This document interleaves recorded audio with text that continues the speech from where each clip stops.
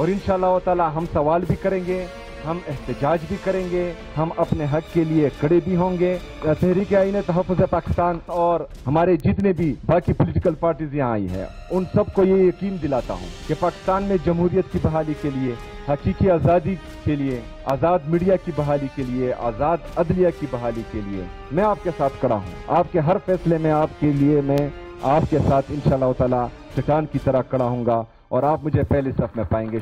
अस्सलामुअलैकुम, आप देख रहे हैं प्रोग्राम एक्सपर्ट्स और मैं हूं आपके साथ ईमन चौधरी। नाज़रीन, मुल्क का सियासी माहौल इस वक्त शदीद हिजान और गैर यकीनी कैफियत का शिकार है। एक तरफ सजाओं का सिलसिला जारी है जिसने सियासत में भूचाल पैदा कर दिया है। साबिक ताकतवर शख्सियात, अदालती फैसले, बानी पीटीआई और बुशरा बीबी को तवील सजाएं और 9 मई के बाद आने वाले फैसले इस तासुर को मजबूत कर रहे हैं कि सियासत एक नए और सख्त मरहले में दाखिल हो चुकी है। जबकि सेनेटर फैसल वार्डा के सख्त और चौंका देने वाले बयानात हों या फिर बानी पीटीआई की जानिब से स्ट्रीट मूवमेंट की हिदायत, हालात बता रहे हैं कि महाजराई मजीद बढ़ेगी, कम होती नहीं दिखाई दे रही। इसी तनाजुर में कौमी से महमूद खान अचकज़ई की मफाहमती आवाज़ एक मुख्तलिफ ज़ाविया पेश करती है। उनका एक पैगाम है जो कि सादा पैगाम है, आए बात करें, डायलॉग के जरिए मुल्क को बहरान से निकाले। मगर दूसरी जानिब हुकूमत का मौक़िफ़ भी दो टोक है कि 9 मई के वाक़यात पर पहले माफ़ी मांगी जाए, उसके बाद ही कोई बातचीत हो सकेगी, कोई बातचीत का दरवाज़ा खुल सकेगा। सवाल यहाँ यह है कि जब एतमाद का फुकदान हो, बयानिए आमने सामने हो और सियासी दर्जा हरारत उरूज पर हो, तो क्या वाकई इस माहौल में मुज़ाकरात मुमकिन हो सकते हैं या फिर सियासत एक बार फिर तसादुम, सड़कों और बयानात की नजर हो जाएगी? अवाम आज भी इस सवाल के मुंतजिर हैं। इसी पर बात करने के लिए हमारे साथ आज मौजूद हैं तजियाकार अयाज खान साहब, आमिर इलियास राना साहब, फैसल हुसैन साहब, नवीद हुसैन साहब और मोहम्मद इलियास साहब। हमारा आज का सवाल ये है कि क्या इल्ज़ामात, सजाओं और सख्त बयानात के इस माहौल में मुज़ाकरात और बातचीत मुमकिन हो सकेगी? क्या कहते हैं आप अयाज साहब? नहीं, मेरा नहीं ख्याल। जिस तरह का माहौल और हालात चल रहे हैं इसमें तो ज़ाहिर है बातचीत का इम्कान नहीं होता। और फिर कन्फ्यूजन इतनी ज़्यादा हो, जैसे कि आपने अपने इंट्रो में बताया है कि एक तरफ मुज़ाकरात की बात कर रही है, दूसरी तरफ स्ट्रीट मूवमेंट की बात हो रही है, तो ये दो चीज़ें तो ज़ाहिर है साथ नहीं चल सकती। और फिर सज़ाएँ भी आपने उनका भी हवाला दे दिया, वो कोई 34 साल सज़ाएँ हो गई और उसके बाद खैर ये तो ओपन सीक्रेट है। ये तो एक मुद्दत से जब तोशाखाना 2 बना था केस, उस वक्त ही समझ आ गई थी कि सज़ाएँ होने जा रही हैं। तोशाखाना माजी में जो होता रहा वो ठीक है, बहरहाल जब किसी ने पकड़ में आना होता है और फिर वो ये हो जाता है। और एक ही वो आपका एक्स प्राइम मिनिस्टर रह गया हुआ था ना, इस पर इल्ज़ाम नहीं था कोई करप्शन का, उस पर भी अब वो भी ज़ाहिर सर्टिफाइड करप्ट आपने करार दे दिया है। कल को अगर हालात बदलते हैं तो फिर बात बनती है को प्राइम मिनिस्टर बनने की, तो आपके लिए ये तसल्ली होगी कि चलें ये भी प्राइम मिनिस्टर वो टेंटेड है उस हवाले से जिस तरह से यहाँ बात हुआ करती है। लेकिन मुझे जज साहब बड़े मज़े के लगे हैं कि उन्होंने कहा कि जी ये चूँकि बुजुर्ग हैं इमरान खान साहब और ये बुशरा बीबी चूँकि खातून है, अच्छा, इसलिए सज़ाएं कम दे रहा हूँ। तो और इससे ज़्यादा सज़ाएं क्या दी जा सकती थी कि मतलब वो आपने बड़ा एहसान किया उन पर। अच्छा, ये नॉर्मली होता है कि चलें किसी वकील ने किया होता है ना कोई, उसमें अपने आर्ग्यूमेंट्स में ये प्ली ली होती है कि जी ये चूँकि बुजुर्ग हैं इनको माफ़ कर दे। वो तो कभी वो बुजुर्ग मानने के लिए तैयार ही नहीं वो बंदा अपने आप को। और फिर जज साहब का अस खुद इतना नोटिस लेना और इस तरह से देना, आप ये देखें ना, इस तरह के जज भी जिंदा है इस मुल्क में। और जब इस तरह के जज होंगे तो फिर इंसाफ कैसे रोका जा सकता है? और इस तरह का इंसाफ मतलब आप कहना चाह रहे हैं ख्याल करने वाले लोग अभी भी बाकी हैं इस दुनिया में? कमाल ख्याल किया ना उन्होंने, इससे ज्यादा और क्या हो सकता था वो जो कर गए हैं। बहरहाल मेरा नहीं ख्याल कि इन हालात में, इस माहौल में को बातचीत हो सकेगी, क्योंकि हुकूमत को भी इस वक्त लगता है वो भी ताहयात है। जरदारी साहब ने तो ताहयात इस्तिस्ना लिया था ना, हुकूमत को लगता है कि हमारा इक़्तिदार ताहयात है, इसलिए मुझे नहीं लगता कि कोई मुज़ाकरात हो। सही। नवीद साहब, आप क्या समझते हैं कि ये क्या ऐसा नहीं होना चाहिए, एक कदम आप पीछे हो एक कदम हम पीछे हो, तो कहीं जाके कोई लेवल प्लेइंग फील्ड हो सके जहां बात हो सके? आपको लगता है जो ये माहौल है, इतना जारहाना माहौल, इसमें कहीं बातचीत की कोई गुंजाइश है?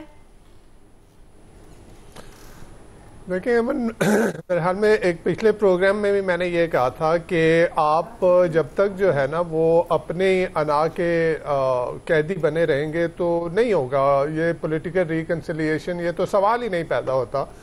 और ये तो सज़ाएं जो अभी थोक के हिसाब से दी जा रही हैं, हमने देखा था कि पहले जब 26वीं और 27वीं तरमीम जो है वो नहीं आई थी, उस वक्त जो 3 सज़ाएं खान साहब को हुई थी और फिर वो देखा गया कि जी किस तरह से वो सज़ाएं उठा के फेंक दी गई, जब वो कानून की कसौटी पे उनको परखा गया तो वो कहीं पे स्टैंड नहीं की। लेकिन बारहा ये बात की जा रही थी कि जी इस्लामाबाद हाई कोर्ट में जिस तरह के मामला चल रहे थे तो वो इंतज़ार था कि वो कोर्ट पैकिंग जब होगी तो उसके बाद जो है वो सज़ाओं का नया सिलसिला शुरू होगा। हमने 9 मई के हवाले से बारहा जिक्र किया था कि सज़ाएं अगर इतना ही ओपन एंड शट केस है तो क्यों नहीं सज़ाएं हो रही, क्यों इतना तवील उसको खींचा जा रहा है। लेकिन वो अब बात खुल के सामने आ रही है कि जो 26वीं और 27वीं तरमीम के बाद जिस तरह से टोटल पावर ग्रैब कर लिया गया कि जो रियासत के तीनों सतून हैं उनके ऊपर जो कंट्रोल पूरी तरह से हासिल कर लिया गया, तो अब थोक के हिसाब से जो है वो सजाएं दी जा रही हैं। और ये हर कोई समझता है अपने जो उसका जो दौर होता है उसमें ये समझ रहा होता है कि शायद इक़्तिदार मेरे पास जो है वो हकीकी है और वो जो है वो उम्र भर का इक़्तिदार है और शायद मैं कोई मसाया हूँ, मैं कोई सेवियर हूँ जो इस मुल्क को जो है वो इन मुश्किलात से निकाल लूँगा। नवाज शरीफ साहब को भी 10 साल के लिए जो है वो निकाल के बाहर फेंक दिया गया था, उनको जलावतनी में भेज दिया गया। लेकिन ये देखें, ये जो लोग ये जो पॉलिटिशियन है ना, इनकी जो भी कह लें आप, वो पीपल्स पार्टी हो, नून लीग हो, पीटीआई हो या कोई भी जमात हो, उनकी बेसिकली रूट्स तो अवाम में होती है ना। अवाम उनके वोट उनको अवाम देती है, वो कोई मुलाजिम थोड़ी होते हैं कि वो 2 साल 3 साल के लिए आएंगे और उसके बाद जो है वो चले जाएंगे। ये तो अवामी नुमाइंदे हैं, अवाम इनके सपोर्टर हैं, अवाम इनको वोट दे के जो है वो इक़्तिदार में लेके आते हैं। तो ऐसे कोई किसी को सियासत से बाहर नहीं कर सकता। अगर इस वक्त गवर्नमेंट ये समझ रही है कि जी हमारे ऊपर जो है वो एस्टैब्लिशमेंट का हाथ है और हमारा इक़्तिदार इस वक्त अनडिस्प्यूटेड है, हमें कोई चैलेंज नहीं कर सकता, क्योंकि जो चैलेंज करेगा उसके साथ वही कुछ होगा जो पीटीआई के साथ इमरान खान साहब के साथ हो रहा है, तो ये मेरे ख्याल में इनकी खामख्याली है। और मेरे ख्याल में इनका हाफजा भी कमज़ोर है कि इनके साथ ये हो चुका है। क्या पीपल्स पार्टी के साथ ये नहीं हो चुका? क्या नून लीग के साथ ये नहीं हो चुका? तो ज़रा यहाँ पे जो मेरे ख्याल में सेनर वॉइसेस हैं, वो लोग जो ढंग की बात करते हैं, मेरे ख्याल में उनको आगे आना चाहिए। और कल ही था मेरे ख्याल में वो जो ख्वाजा साद रफीक साहब के वालिद साहब की एनिवर्सरी के फंक्शन पे, वहाँ पे जो बातें हुई वो बड़ी सेन वॉइसेस थी। देखिए, आपको पॉलिटिकल टेम्परेचर को कम करना है, आपको ये पता है कि आप इकोनॉमी आपकी इस वक्त IMF के ही सहारे खड़ी है। अभी कुछ दिन पहले जो है वो ये बात सामने आई, एहसन इकबाल साहब ने मेरे ख्याल में ये रिपोर्ट हुआ है कि अगर हमने सम दुरुस्त नहीं की तो हम एक और IMF के प्रोग्राम में जो है वो चले जाएंगे। तो आपकी जब इकोनॉमी इस तरह की है तो उस सूरत में आपको पॉलिटिकल स्टेबिलिटी जो है वो बहुत ज़रूरी है। और पॉलिटिकल स्टेबिलिटी के लिए आपको दर्जा हरारत, पॉलिटिकल टेम्परेचर जो है वो कम करना है। और उसके लिए हर किसी को अपना जो अना है उसकी अना के, देखे ना, ये बात कुछ लोगों की तरफ से, अगेन मैं सेनर वॉइसेस की बात कर रहा था, यहाँ पे वो लोग हैं जो कि रेटरिक के ऊपर हैं, वो ये बात कर रहे हैं कि जी 9 मई की पहले माफी मांगे। देखिए, ये तो इससे तो यही समझ में आता है कि जी आप जो है वो अपनी अना में बैठे हैं कि ये काम मैंने इनसे करवाना है। सही। अगर आपको इस मुल्क का एहसास है, इस मुल्क के 25 करोड़ आवाम का एहसास है, इस मुल्क के मुस्तकबिल का एहसास है, तो एक एक स्टेप पीछे हट जाएं। इमरान खान साहब भी हट जाएं, बाकी अपोजिशन पार्टीज भी हट जाए, गवर्नमेंट भी पीछे हट जाए और आके ये बात करें कि एक ग्रैंड पॉलिटिकल रिकंसिलिएशन की जरूरत है, एक ग्रैंड नेशनल पॉलिटिकल डायलॉग की जरूरत है, जहां हम बैठ के अपने सियासी जो भी हमारे सियासी इख्तलाफात हैं। बिल्कुल ऐसी है नवीद साहब, इस वक्त जो गर्मा गर्मी का माहौल है इसमें यही सूटेबल है कि दोनों साइडों से एक कदम पीछे किया जाए तो कहीं मफाहमत की बात हो सकती है। फैसल साहब आप क्या कहते हैं? महमूद अचकज़ई जो हैं वो मफाहमत की बात करते हैं, बानी पीटीआई की जानिब से स्ट्रीट मूवमेंट की हिदायत दी गई है, क्या महमूद अचकज़ई उन्हें इस बात पे एग्री कर सकेंगे कि एक कदम पीछे हो जाया जाए, जारहाना रवैया थोड़ा कम किया जाए, बैठकर बात की जाए? एक तो ये बात नवेद साहब ने भी कहा है और भी बहुत सारे लोगों ने की है। कल फवाद चौधरी साहब का भी ट्वीट था कि दोनों फरीक एक कदम पीछे हट जाए। मतलब इमरान खान क्या पीछे हट जाए, वो क्या कर पीछे किस तरह उन्होंने हटना है? एक आदमी जेल के अंदर है, वो अदालतों में उसको नहीं लेके जाते, उसकी फैमिली उससे मुलाकात नहीं कर सकती, उसके वकील उससे मुलाकात नहीं कर सकते, आप उससे कह रहे हैं कदम पीछे, वो क्या पीछे हट जाए? मकसद अपने बैरक में कदम पीछे हट जाए? जो उनकी जानिब से किए जाते हैं इदारों के हवाले से, उसी हवाले से ही तो गवर्नमेंट इशारा देती है। नहीं तो आप इसमें पीछे क्या हटना है? इसमें पीछे हटना तो ट्वीट, भाई ये बोले ट्वीट पे पाबंदी लगा दें, वो भी आपने पाबंदी लगा दी ना, अब कौन सा जो है ना ट्वीट भी नहीं आ रहे, अब क्या पीछे हटना है? देखिए बड़ा जब उन्होंने कहा केपीके के वज़ीर आला ने कि जब उन्होंने इमरान खान से, शहबाज शरीफ साहब से कहा कि उनकी इमरान खान से मुलाकात करवा दो, तो शहबाज शरीफ साहब ने कहा मैं पूछ के बताऊंगा। तो उस पर ना कि शहबाज शरीफ पे लोग बात करते कि भाई आप किससे पूछ के बताओगे, उल्टी तनकीद जो है वो वज़ीर आला पे की गई। यार ये किस तरह की उन्होंने बात कर दी और सोशल मीडिया पे जो है ये मजाक बनवा दिया कि वो पूछ के बताऊंगा, और पूरा एक इस पर कोई भी ट्रेंड बनना शुरू हो गया। उन्होंने एक जो वज़ीर आज़म का एक मुस्बत रवैया था उसको भी उन्होंने जो है ना मुस्बत उसका जवाब नहीं दिया, बल्कि उसको एक तफरी का जरिया बना दिया। इस वक्त मुस्लिम लीग के नवाज शरीफ साहब के सबसे करीबी यूट्यूबर हैं, इस तरह सारी सियासी जमातों के यूट्यूबर हैं, इस तरह मुस्लिम लीग के जो यूट्यूबर हैं अफसार आलम साहब, उनका वीलॉग आप सुने, वो कहते हैं कि नवाज शरीफ साहब को मुस्लिम लीग की लीडरशिप को इस बात की इजाज़त नहीं मिल रही कि वो नवेद अंजुम साहब को जो है वो किसी अहम पोजीशन पे लगा दें। तो वो किससे इजाज़त मांग रहे हैं? ये तो तहरीक इंसाफ इल्ज़ाम नहीं लगा रही ना, इस पे तो तहरीक इंसाफ जो चीज़ को मजाक नहीं बना रही ना, इस पे तो तहरीक इंसाफ को सोशल मीडिया पे ट्रेंड नहीं चला रही। ये तो मुस्लिम लीग खुद कह रही है ना कि हमें इजाज़त नहीं मिल रही, कि जरूरी सिर्फ अस्करी पोजीशन की बात नहीं हो रही, जो सिविल पोजीशन है उस पर लगाने की भी जो है नवाज शरीफ साहब को या मुस्लिम लीग की लीडरशिप को जो है वो इजाजत नहीं मिल पा रही। तो इसको आप कहाँ लेके जाएंगे? फिर अगर इमरान खान ये कहते हैं कि भाई मैं इस हुकूमत से बात नहीं करूंगा, इस हुकूमत के हाथ में कुछ नहीं है, मैं सिर्फ एस्टेब्लिशमेंट से बात करूंगा, तो इमरान खान गलत कब कहते हैं?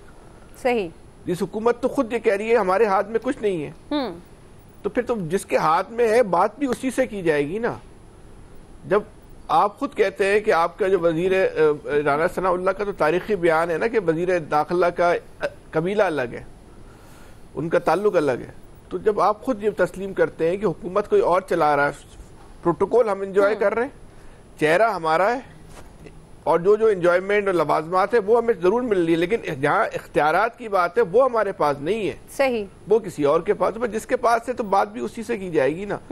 तो बेहतर यही है कि इस वक्त जो है वो बैठकर बात कर ली जाए, और ये कदम ना भाई किसी और को हटने की जरूरत है, ना इमरान खान को पीछे हटने की जरूरत है, या बैठ के बात कर लें, तो उसके बाद तय कर लें कि किसने कितने कदम पीछे हटना है और किसने कितने कदम आगे बढ़ना है। सही, रास्ता तो जो है वो बैठ के ही निकलेगा। लेकिन आज की तारीख में जब हम आपसे बात कर रहे हैं तो अभी कोई ऐसे हालात, ऐसे आसार नहीं है सही कि जिस पे हम कह सके यार अब वो वक्त आ गया है कि सामने वाला फरीक, इमरान खान के मुखालिफ फरीक की परेशानी इस सतह पे पहुंच चुकी है कि वो अब बैठ के बात करने को तैयार है। हम और आप जो बात कर रहे हैं वो इस तनाजुर में बात कर रहे हैं कि सियासी तनाव बहुत है, सियासी कशीदगी बहुत है, इसको खत्म करने का रास्ता ये कि बैठ के बात कर लो, लेकिन एक फरीक तो इसको सियासी कशीदगी मान ही नहीं रहा है। सही, ये तो आप जो सवाल पूछ रही हैं ऐमन, ये तो आपकी सोच है ना जी, तो जरूरी तो नहीं है कि जैसा आप सोच रही हो, जो आप सवाल पूछ रही हो, हालात वैसे ही हो, दूसरा भी वैसे ही सोच रहा हो जैसा आप सोच रही हो। बिल्कुल ऐसे ही हर किसी की अपनी ओपिनियन हो सकती है। ये ना मान लें,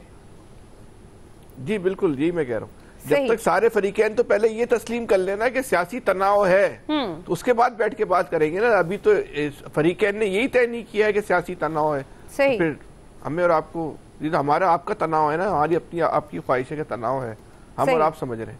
सही, मैंने ऐसा ना सोचा करें।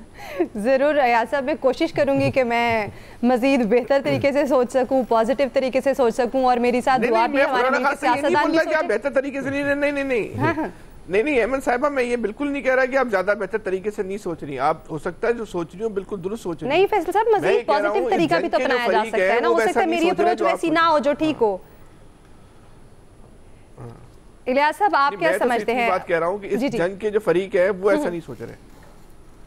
जी फैसल साहब, असल में फैसल कहना ये चाह रहे हैं कि आपकी सोच ही ठीक है, बाकी उनको समझ ही नहीं आ रही करना क्या है। सर ये तो आपकी जरा नवाजी। अल्लाह ना करे कि वो यार साहब मेरा काम खुदा के वास्ते यार साहब। इलियास साहब, आप क्या समझते हैं, क्या ऐसा माहौल है ऐसा, क्योंकि हमने देखा कि बहुत गर्मा गर्मी चल रही है आजकल सियासत में, आप क्या समझते हैं एक तो ये कैसे कम हो पाएगी और किस तरह से माहौल को बेहतर बनाया जा सकता है कि साजगार माहौल हो, कहीं बातचीत की तरफ कोई रास्ते निकले? देखिए, साजगार माहौल उस वक्त ही होता है जब दोनों फरीकों में बातचीत हो और आपस में बैठ के आपस में मसाइल को हल कर लिया जाए। लेकिन यहाँ देख लें आप कि कोई ऐसी मसला नहीं देखने में आ रहा है, ना गवर्नमेंट चाहती कि मुज़ाकरात हों, ना वो चाहते हैं कि उनके मुज़ाकरात गवर्नमेंट के साथ हों, बल्कि उस बंदे के साथ मुज़ाकरात हों जो मसाइल का हल कर सके। क्योंकि गवर्नमेंट के पास वो चीज़ें नहीं है कि गवर्नमेंट जाके तमाम मसाइल हल कर ले और उनके बात मान ले। गवर्नमेंट तो अपना ये समझती है कि अगर वो अपने उनसे मामला तय कर लेती है और जेल से बाहर ले आती है बानी पीटीआई को, तो फिर उनके लिए गवर्नमेंट के लिए मुश्किलात हो जाएंगी, क्योंकि बजाय कि माहौल ठीक होने के मज़ीद गर्मा गर्मी हो जाएगी। क्योंकि वो 2 साल से तो ऐसी चीज़ नहीं कोई हुई कि बाहर ले आए या उनको बातचीत करके कोई ऐसे माहौल चौल, कोई ऐसा कि लड़ाई झगड़ा ना हो, या ऐसा कोई समझौता करने के लिए तैयार नहीं है। तो वो उस सूरत हाल में अब ये देखें कि गवर्नमेंट के लिए एक तो टफ गवर्नमेंट को है, गवर्नमेंट ने ऐसा कोशिश की कि अब इनको सज़ा दे दी, अब ख़त्म कर दिया ताकि ये ख़त्म हो, लेकिन गवर्नमेंट के लिए फिर भी कशीदगी बरकरार रहती है। हालांकि गवर्नमेंट इस टाइम एक लगी हुई है कि गवर्नमेंट कह रही है कि उनके मुफाहमती ग्रुप जो है पीटीआई के, उससे बातचीत करके कोई मसले को हल कर लिया जाए, लेकिन वो भी कुछ मसला हल होता है उनको दिखाई नहीं दे रहा। क्योंकि बातों में तो कर सकते हैं, लेकिन मसला उस तरह हल होता दिखाई नहीं दे रहा। लेकिन इसके लिए जो है कि बैठने के लिए, बातचीत करने के लिए, इसमें दूसरी सियासी जमातें हैं, वो भी अगर बीच में आएँ, सारी आएँ और इसमें इनको गारंटी दी जाए कि कोई मसाइल के हल हो और आइंदा से ऐसे आपस में नहीं करेंगे कशीदगी पैदा, तो तब जाके मसले हल होते दिखाई देते हैं। लेकिन इस वक्त तो कोई ऐसी सूरत हाल नहीं नजर आ रही, बल्कि ये है कि जो कशीदगी है वो बढ़ती रहेगी इसी तरह, क्योंकि इतना तनाव है इन दोनों में आपस में। गवर्नमेंट इनसे बिल्कुल मुज़ाकरात करना नहीं चाहती, गवर्नमेंट सिर्फ बातें करती है कि जी कमेटी बना दी, और वो कमेटी निकलती नहीं है। और ये देख लें कि मुसलसल इस तरह कोशिश की जाती रही है, और अब भी राना सनावला साहब ने कहा जी कोई ऐसे बातचीत करके देखते हैं। अब ये बातें ये आगे की मुलाकातों पर, ये आगे की इनकी मुलाकात करने दी जाए, लेकिन अब ये बातचीत करने के लिए जो कह रहे हैं कि अचकज़ई साहब ने कहा, लेकिन वो देख लें कि इस पर दोनों फ्रीकें मानती हैं कि नहीं मानती। सही। क्योंकि जो भी इन्होंने फैसला तो ये खुद कर नहीं सकते, इनको जाने के लिए अंदर ही जेल जाके बातचीत करनी पड़ती है। तो इसके लिए जो है कई भी रास्ते, जो जिस तरह कह रहे हैं कि बाहर से डॉक्टरों का ग्रुप आया, उन्होंने बातचीत करने की कोशिश की, मसला कहीं हल होता दिखाई नहीं दे रहा। अब इसके हल करने के लिए गवर्नमेंट को या इन दोनों को आपस में संजीदगा होना चाहिए कि मुल्क के लिए बेहतरी जो है कि आपस में बैठ के बातचीत करें कि अगर मुल्क में सियासी तनाव कम होगा तभी जो सूरत हाल है वो बेहतर दूसरी नजर आएंगे। क्योंकि बाहर भी लोग देख रहे हैं कि हालात ठीक नहीं है, तो उसका वो फायदा उठाते हैं। खासतौर पर हमारा दुश्मन जो हमसाया में बैठा हुआ है, वो इस चीज़ का बहुत फ़ायदा उठाने की कोशिश करता है कि किसी ना किसी तरीके से पाकिस्तान को वो टफ टाइम दे इस सूरत में भी। बिल्कुल, बिल्कुल ऐसे इस तमाम सूरत हाल में ना कि जो जंग जारी है उसको कहीं कम करने की जरूरत है। आमिर साहब, आप क्या समझते हैं? फैसल वार्डा की जानिब से बड़े जारहाना किस्म के बयान सामने, उन्होंने कहा कि अभी तो ये इब्तिदा है और अभी क़यामत अभी बाकी है। एक तो इसको किस तरह से देखते हैं, और दूसरा ये कि आप क्या समझते हैं कैसे माहौल ठंडा किया जा सकता है, क्योंकि तनाव तो दोनों जानिब से बरकरार है।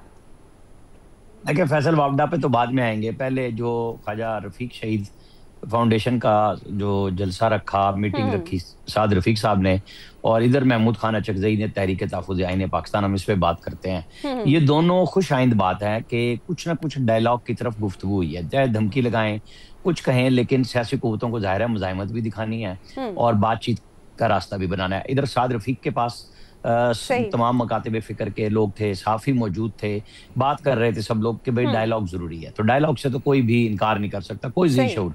लेकिन इशू यही आएगा कि जब सजा बड़ी मिली है अभी इमरान खान को और उनकी अहलिया को, तो जो लोग उनके डाई हार्ट्स हैं, जो उनके हॉक्स हैं, वो तो नहीं मानते ना, वो तो कहते हैं बस मुजाहिमत की तहरीक चला दें। और लोग कहते हैं, बड़ी अक्सरियत में वो लोग हैं पार्टी के अंदर जो कहते हैं कि जी बिल्कुल सड़कों पे आए, तहस नहस कर दें हर चीज। लेकिन सियासतदान जो होते हैं उन्हें पता है कि फिर इसका अंजाम क्या होगा।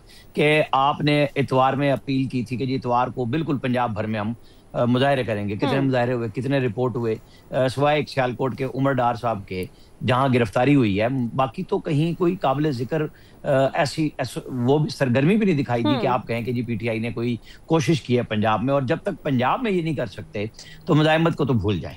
अब केपी के अंदर बहुत कुछ हो चुका, कफन बरदार जुलूस भी ला चुके, 26 नवंबर भी कर लिया, नए वजीर आला ने भी तड़ियां शड़ियां दिखा ली, 10 दफा आके वो जा चुके, उनकी मुलाकात नहीं हुई। उल्टा इमरान खान को एक और मुकदमे में जो पेंडिंग था सजा हो गई, और बिल्कुल जनवरी में इतलात ये हैं कि GHQ हमला केस भी समात में आ जाएगा, और उसके अंदर फिर कनाइवेंस बनेगी जनरल फैज हमीद की, क्योंकि उसके बारे में DG ISPR कह चुके हैं कि 9 मई का हमारे पास मिलिट्री कोर्ट का केस अगर कोई पेंडिंग है तो वो जनरल फैज हमीद का है। तो वो सवाल भी ये हुआ था कि जी जो लोग प्लानर हैं, जिन्होंने एग्जीक्यूट किया इस हमले को, उनके बारे में कोई फैसला नहीं हुआ। तो जवाब ये वाला आया था जो मैंने अभी बताया आपको कि वो केस पेंडिंग है। तो उसमें इमरान खान का और जनरल फैज हमीद की बिल्कुल कहीं ना कहीं जाके एक ही अदालत में, चाहे वो मिलिट्री कोर्ट हो या वो सिविल कोर्ट में, लेकिन मुश्किल लगता है कि जनरल रिटायर्ड का केस, यहाँ तो सिपाही का केस नहीं चलने देते इधर, तो इसका केस तो ऑलरेडी जब वहाँ मिलिट्री कोर्ट में है, फैसला तो मिलके करेगी गवर्नमेंट और खुद फौज के इस बारे में क्या करना है। लेकिन कोई अभी मुझे पॉजिटिव थिंग नजर नहीं आ रही। हाँ, महमूद खान अचकजई और पीटीआई के अपने लोग अगर कोई सीरियसली बात करना चाहते हैं तो मेरे ख्याल में स्पीकर के ऑफिस में बैठ जाएं। इनको धरना वहां देना चाहिए कि जी हम मुलाकात भी चाहते हैं इमरान खान से, रास्ता भी चाहते हैं, और गारंटी भी दें कि अगर मुलाकात हो तो हम आके सियासी बयानियां इमरान खान का नहीं करेंगे, हम अपनी बात करेंगे, तो शायद कुछ सिचुएशन बने। और ये बात बनानी भी चाहिए। देखिए, इमरान खान को जुर्म की सजा हुई है, वो सियासी लीडर भी हैं, एक इंसान के तौर पे उनके इंसानी हकूक हैं, उनकी अहलिया के हकूक हैं, तो उनको डिनाई किया जा सकता है ना उनकी मुलाकातों को। मेरे ख्याल में इस तरफ जाना चाहिए। सही। आमिर साहब भी यही राय रखते हैं कि बैठकर बात करनी चाहिए, की तरफ आना चाहिए, डायलॉग से ही मसाइल का हल निकलता है। एक्सपर्ट्स की राय आपने जानी। प्रोग्राम में यहाँ वक्त है ब्रेक का। ब्रेक के बाद हम बात करेंगे खेल के मैदान में राइजिंग स्टार के बाद पाकिस्तानी नौजवान क्रिकेटर्स की भारत को धूल चटाती है। क्या भारत इबरतनाक शिकस्त से अब कोई सबक सीखेगा या फिर अपनी रविश बरकरार रखेगा? इस पर बात करेंगे ब्रेक के बाद।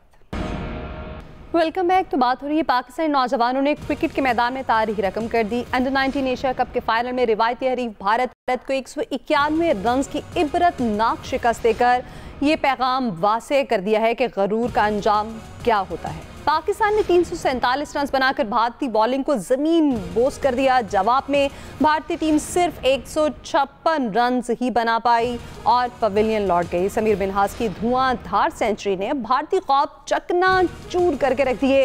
ये जीत सिर्फ ट्रॉफी नहीं, भारतीय बदतमीजी, गरूर और ड्रामों का मुंह तोड़ जवाब है। पाकिस्तानी शाहीनों ने यह साबित कर दिया है कि मैदान हमारा है, राज भी हमारा ही होगा और हमारा ही रहेगा। सवाल हमारा यह है कि खेल के मैदान में राइजिंग स्टार के बाद नौजवान क्रिकेटर्स ने भारत को धूल तो चटा दी। आयाज साहब, क्या आप समझते हैं कि भारत इबरतनाक शिकस्त से कोई सबक सीखेगा? अल्हम्दुलिल्लाह बिल्कुल नहीं सीखेगा।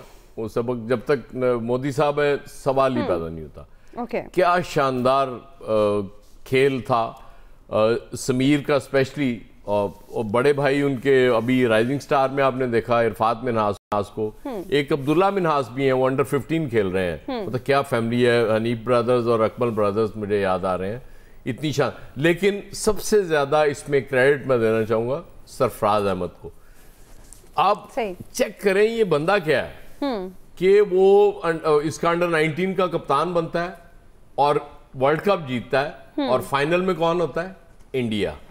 चैंपियंस ट्रॉफी में कप्तान बनता है, चैंपियंस ट्रॉफी जीतता है, फाइनल किसको हराता है? इंडिया को। अब वो कोच बनता है और अंडर 19 टीम एशिया कप, यकीनन अगर साजिशें ना हुई सरफराज के खिलाफ, काम करने दिया गया, तो मुझे उम्मीद है कि वर्ल्ड कप भी एक दिन सरफराज की कोचिंग में, और ये बच्चे कमाल खेल रहे हैं। मैं हैरान हूं फाइनल में 172 अंक की इनिंग खेलना, अमेजिंग, मतलब इसका कोई अल्फाज ही नहीं है मेरे पास कि मैं तारीफ कर सकूं। सही।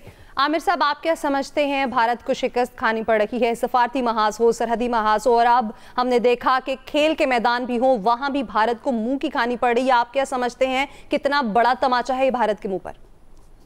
देखें, खुशी का इजहार बनता है कि हमने इंडिया को एक इबरतनाक शिकस्त दो चार किया, लेकिन ये खेल है और इसे खेल ही समझना चाहिए। हम इसमें भी जो जंग और फतह का तस्वुर दूसरा लेते हैं, जाहिर है हम असल में इतनी हमें अच्छी फतूहात मिलती नहीं है, खास तौर पे इंडिया के मुकाबले में। इस तरह जिस तरह हमने हराया तो जश्न बनता है, वो बना लिया, लेकिन आमिर साहब, हम तो इसे जेंटलमैन गेम ही समझते हैं, भारत रहने नहीं देता। वो दे ना दे, हमें अपने आप को जेंटलमैन रखना है, हमें अपनी टीम को ठीक रखना है। बिल्कुल। इनको इतना ऊपर ना ले जाएं कि ये बिकने लग जाएं।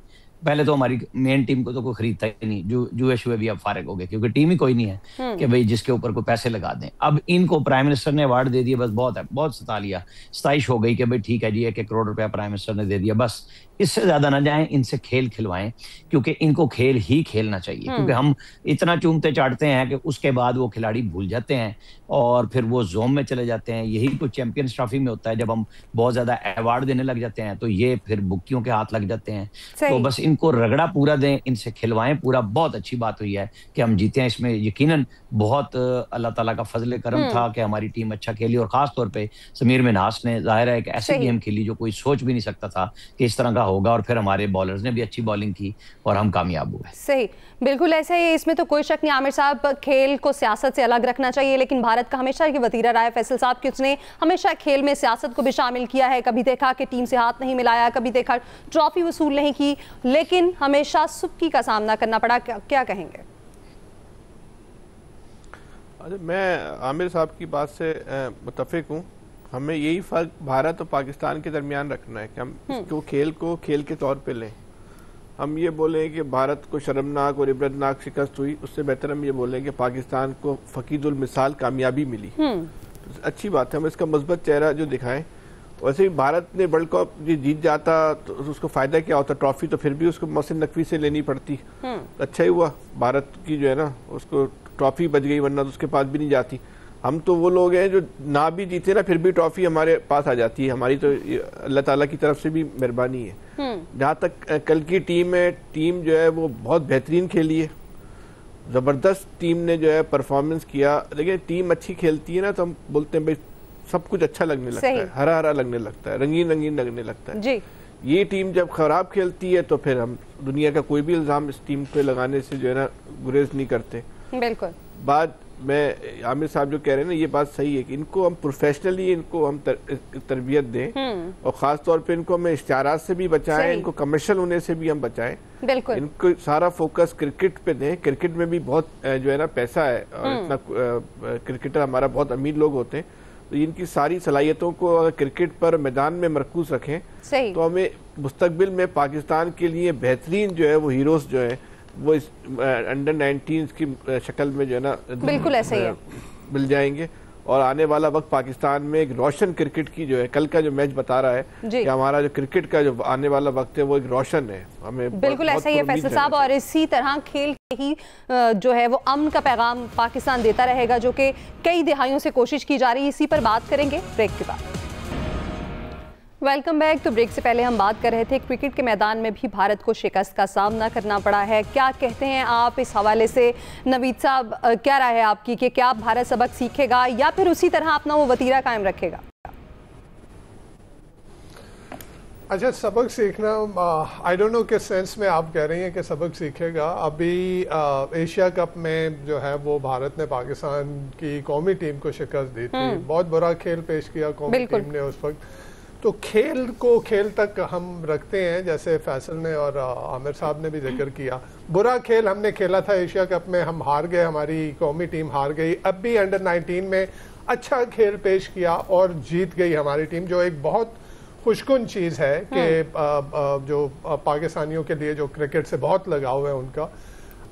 लेकिन यहाँ पे जो मजे की चीज थी वो बीसीसीआई की यानी इंडियन बोर्ड की तरफ से जो ट्वीट किया गया पाकिस्तान की फतह के ऊपर, वो बहुत इंटरेस्टिंग चीज थी कि उसमें पाकिस्तान का जिक्र तक नहीं किया। ये कहा कि इंडिया की अंडर 19 जो है वो फाइनल में हार गई, ये जिक्र नहीं किया कि किससे हारी है। और उस पर फिर जिस तरह से सोशल मीडिया पे उनकी जो है वो खबर ली गई उसके ऊपर कि जी किससे हारी है ये भी तो बताएं।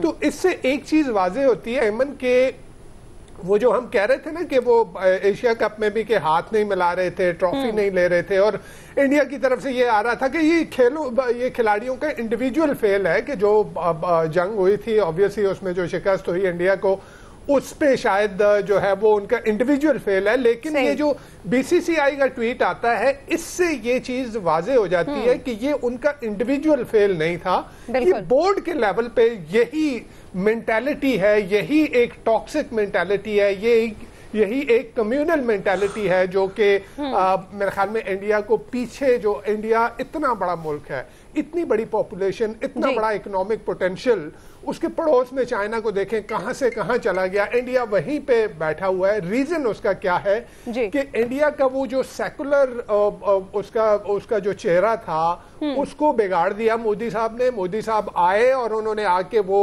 इंडिया को उसका एक कम्युनल चेहरा दुनिया को दिखाया कि जी ये एक हिंदू स्टेट है, ये एक सेकुलर स्टेट नहीं है। और हिंदू स्टेट में ऑब्वियसली आपको एक दुश्मन चाहिए जो कि आपने अपने अवाम को दिखाना है, और वो उसको पाकिस्तान की शक्ल में बार बार दिखाते रहते हैं। तो ये मेंटालिटी खेलों में भी आ गई मोदी की गवर्नमेंट के अंदर। बिल्कुल और इसी मेंटालिटी की बात कर रहे थे कि आखिर भारत की मेंटालिटी कब चेंज कर सकेगा, क्योंकि खेल एक जेंटलमैन, क्रिकेट एक जेंटलमैन खेल है, अमन का पैगाम जाता है खेलों के जरिए, लेकिन उसमें भी भारत इस तरह का टॉक्सिक रवैया रखता है। इलियास साहब क्या कहेंगे आप? देखिए, भारत का हमेशा रवैया आप पहले भी देख लें कि मैच में खेलते हुए उनके खिलाड़ी हर तरफ के प्रोफेशनल होने की उनमें जो बात कहा जाता है वो प्रोफेशनल तो है नहीं है, उनमें हमेशा जेलसी रहती है।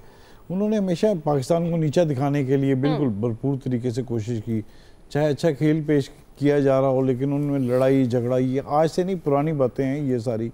लेकिन हमारे बहरहाल जो खिलाड़ी हैं उन्होंने एक दफ़ा साबित किया है कि जो हमारा नया टैलेंट है वो बहुत बेहतर अंदाज से उन्होंने परफॉर्मेंस दिखाई है। अपना पेशावर खिलाड़ी हैं जो हैं, और उनका कॉन्फिडेंस लेवल है जो है कि उन्होंने ज़रा नहीं अपने स्पोर्ट्समैन स्पिरिट और जो होता है कि जो खिलाड़ी होना चाहिए जिस तरह के जैसा भी खेल हो उसमें उनका जो है वो अपना कॉन्फिडेंस लेवल बराबर रहता है। तो उन्होंने भरपूर तरीके से भारत को एक शिकस्त दी है। भारत ने बड़ी बुरी तरीके से शिकस्त खाई है, और वो चुप करके वो देखें जिस तरह मर्जी उसने शोर शराबा, उन्होंने अपने हथकंडे इस्तेमाल करने की कोशिश की, लेकिन एक जो प्रोफेशनल है उन्होंने जीते हैं। और फिर मैदान में जिस तरह की है तो जाहिर है उनको बड़ा बुरा लगा, उनको शिकस्त हुई, उनको ये चीज़ें बड़ी बुरी लगी। और जो स्कोर जो ख़ास तौर पर है वो एक बहुत ही ज़्यादा स्कोर एक खिलाड़ी के जो था कि 172 स्कोर, तो उनके लिए एक बड़ा एक यानी कि एक खेल में फिर उनको शिकस्त पर शिकस्त उनको, तो ये भारत इस चीज को हजम करना बड़ा मुश्किल होगा उनके लिए। सही, इसी पर भारत को रवैया चेंज करने की जरूरत है, खेल तक ही रखना चाहिए, सियासत नहीं लानी चाहिए। आज के प्रोग्राम का वक्त खत्म हुआ, अपना फीडबैक जरूर दीजिएगा, ख्याल रखिएगा, अल्लाह हाफिज़।